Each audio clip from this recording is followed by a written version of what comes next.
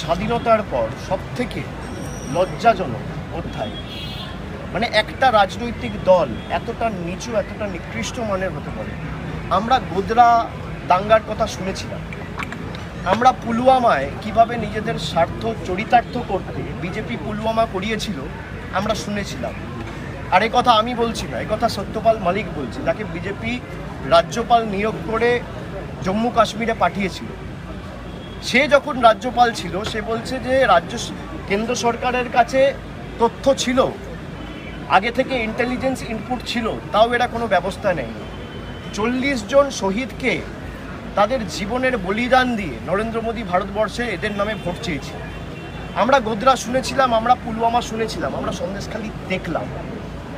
চোখে দেখা এক জিনিস, কানে শোনা এক জিনিস। 10টা 15টা 20টা ভোটের জন্য যারা বাংলার 10 কোটি আপামর